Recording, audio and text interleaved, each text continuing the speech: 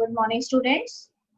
So today we are going to start our next topic, that is enzymes in chapter biomolecules. So students, what are enzymes? If we want to define enzymes in one line, then these enzymes are the biocatalyst. You are well familiar with the term catalyst.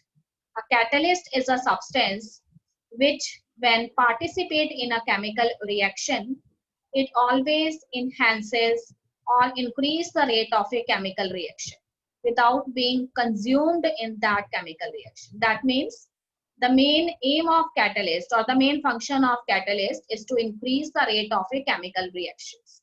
Similarly, these enzymes, they are the biocatalyst because they are participating in biochemical reactions or metabolic reactions that are occurring in our body.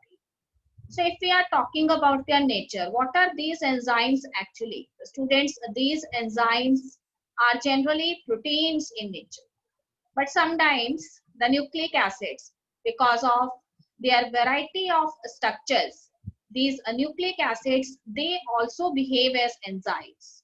So when these nucleic acids, they behave as enzymes, then such type of enzymes are known as ribozymes.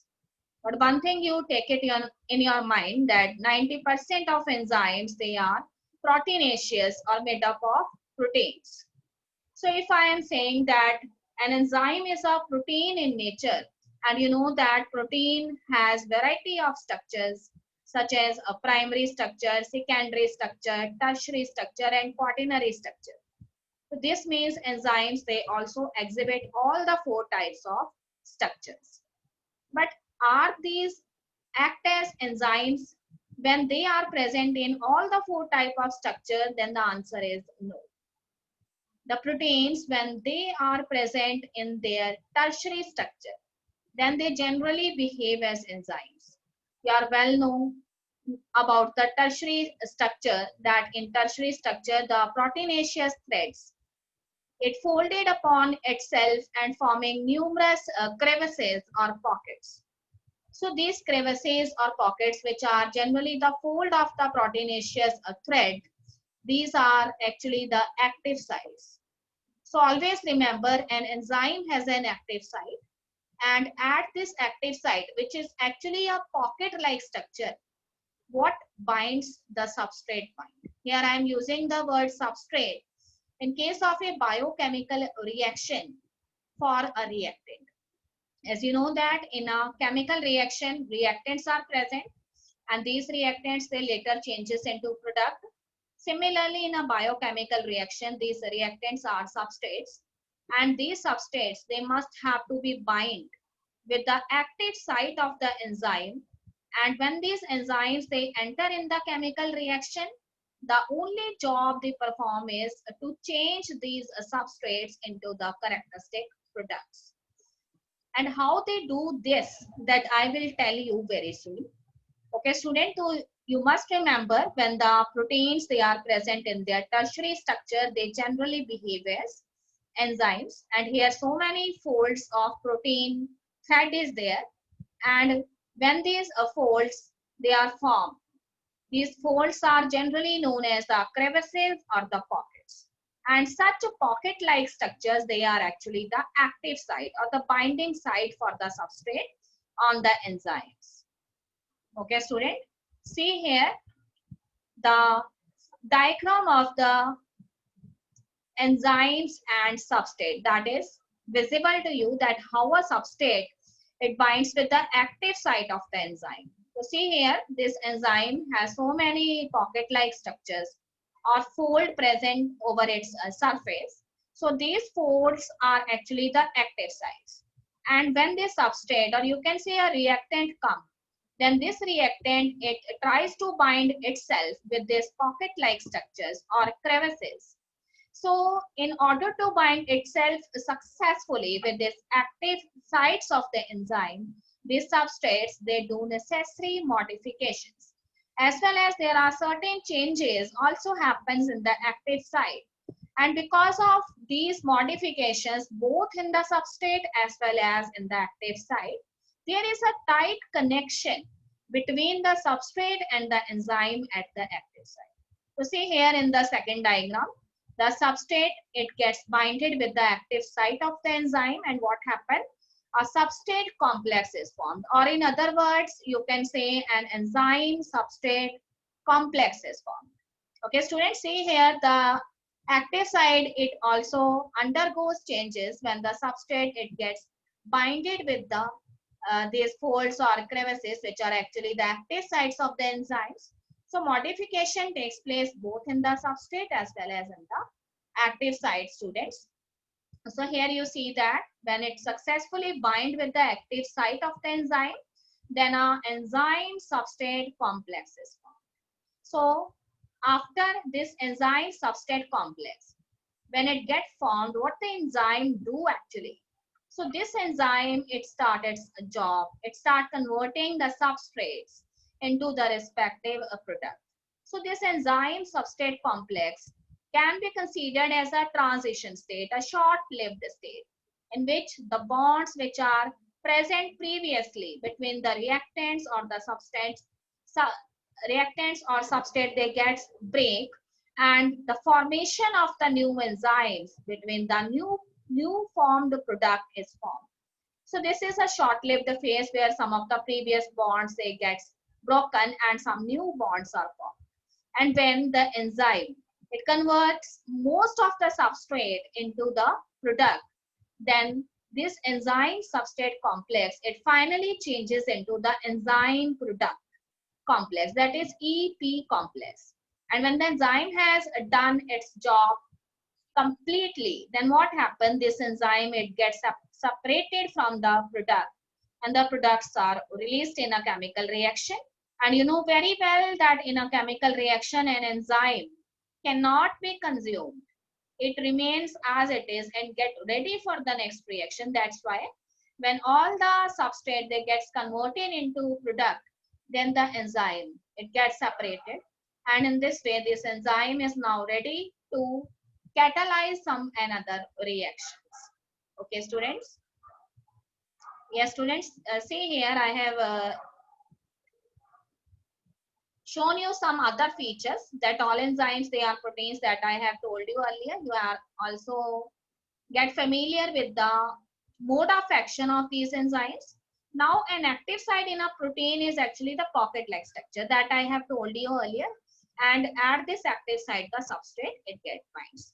Now I want to tell you that how the inorganic catalyst, they work more efficiently as compared to enzymes. So there is certain limitations of the enzymes that here I'm going to tell you, that if we are using some inorganic catalyst, then that inorganic catalyst, it work efficiently under any conditions. That means how much the temperature is there, what kind of pH is there, the inorganic catalyst, it always work efficiently. But you know that the enzyme is a protein in nature, and whenever we raise the temperature, or whenever certain chemical reactions that takes place at high temperature, then what happens? These enzymes, which are actually proteinaceous in nature, they undergoes denaturation. They lose their activities. But here I am going to tell you some exceptional cases of the enzymes. Those enzymes which are isolated from such living organisms, which are generally adapted for harsh conditions or very high temperature conditions. If we isolate enzymes from them, then these enzymes, they do not lose their catalytic activities. They do not undergo denaturation.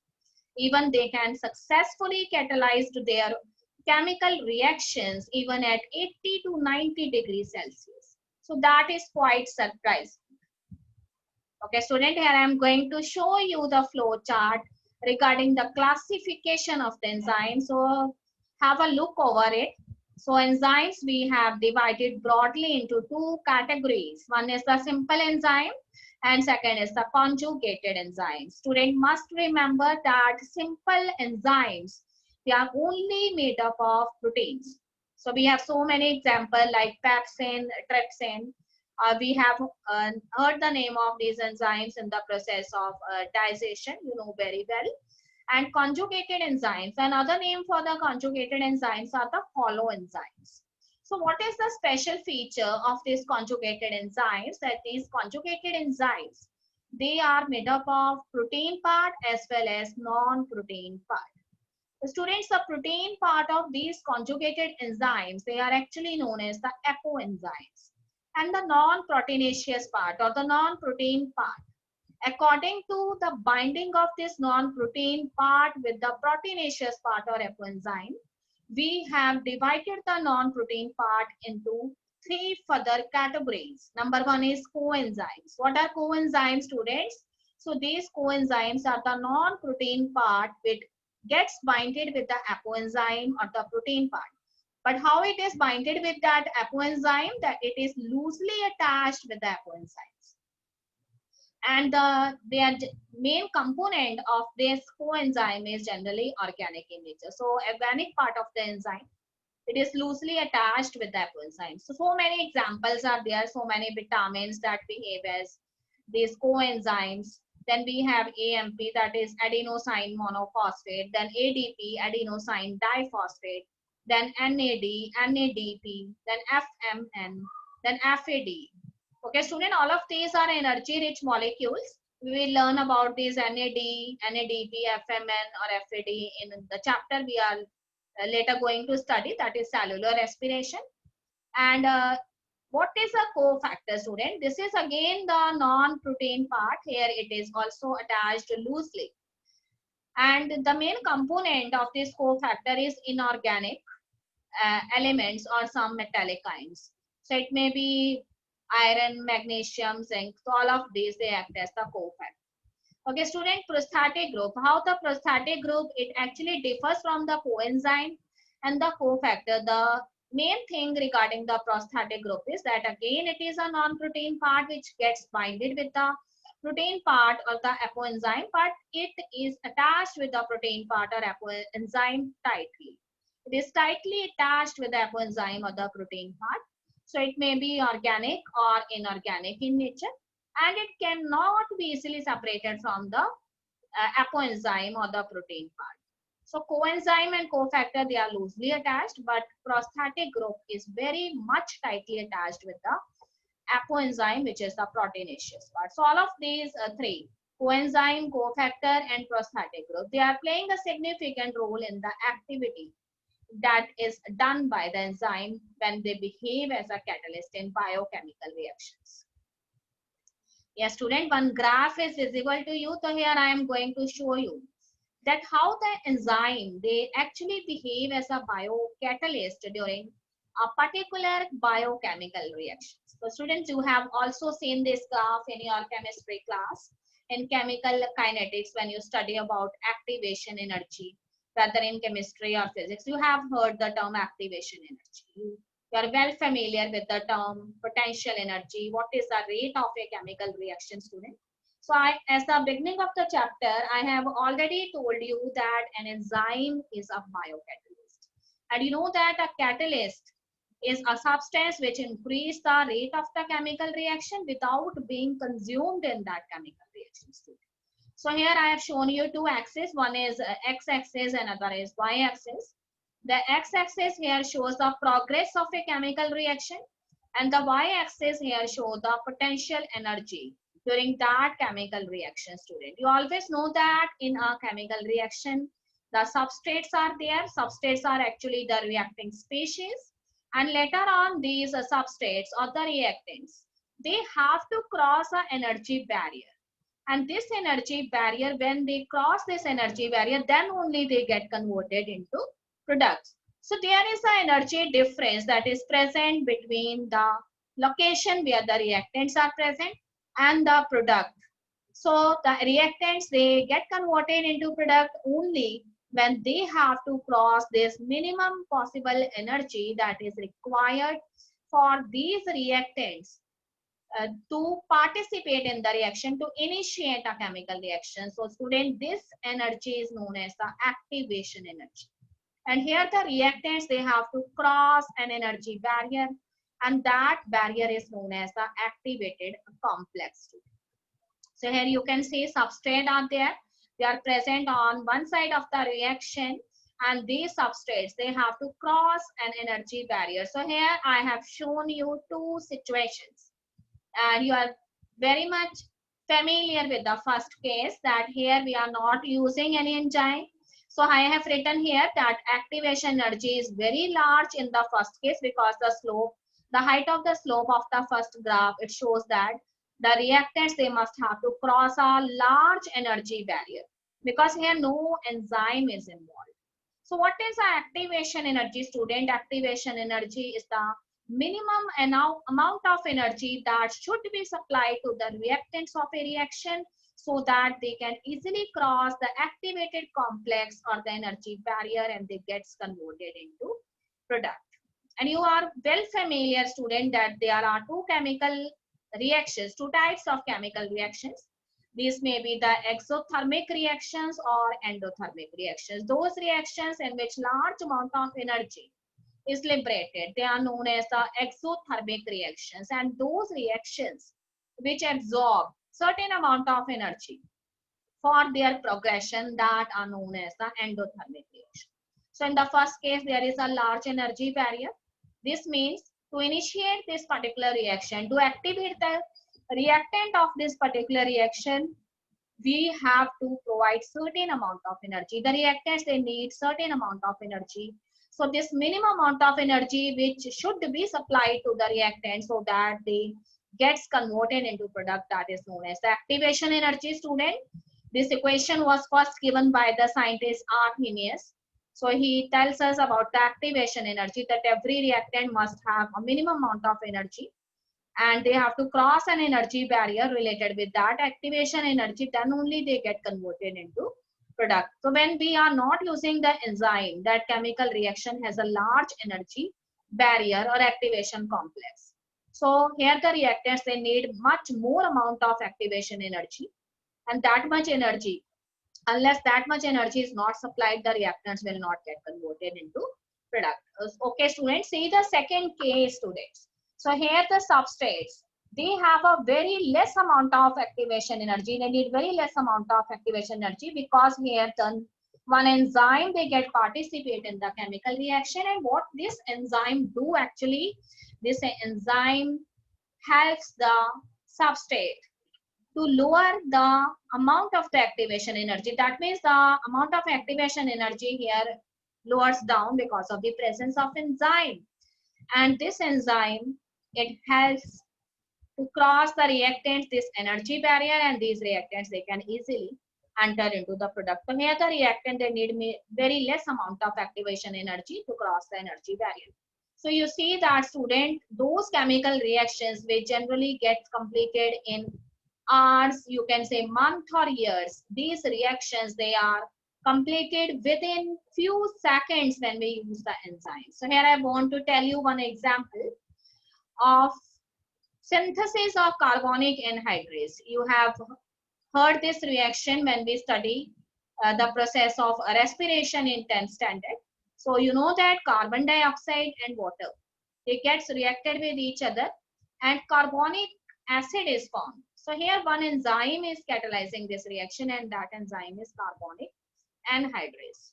So student, if the enzyme is not present, then the formation of the carbonic acid, it is approximately 200 molecules per hour.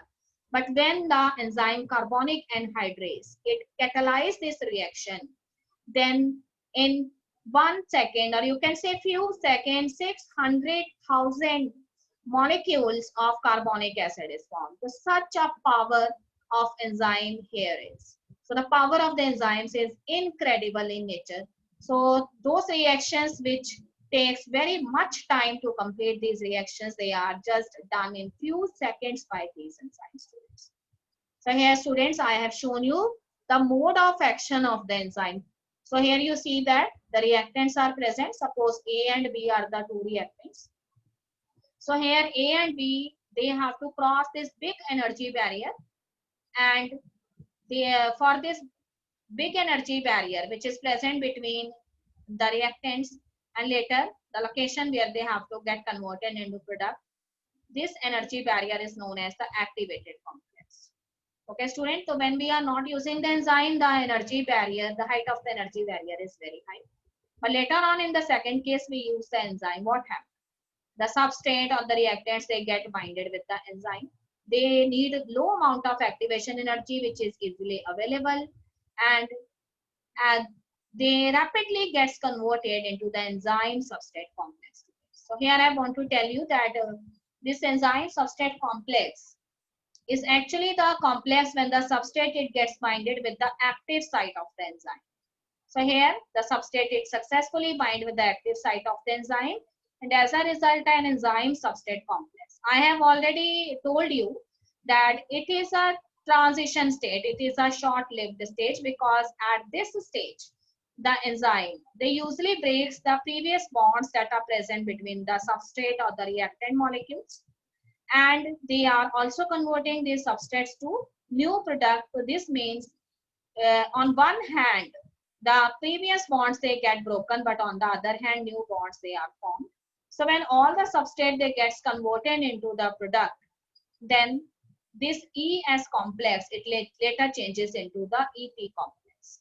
And when all the substrate they gets converted into product, then this enzyme it gets separated from the product, from the EP complex, and this enzyme is now free for another chemical reaction to catalyze.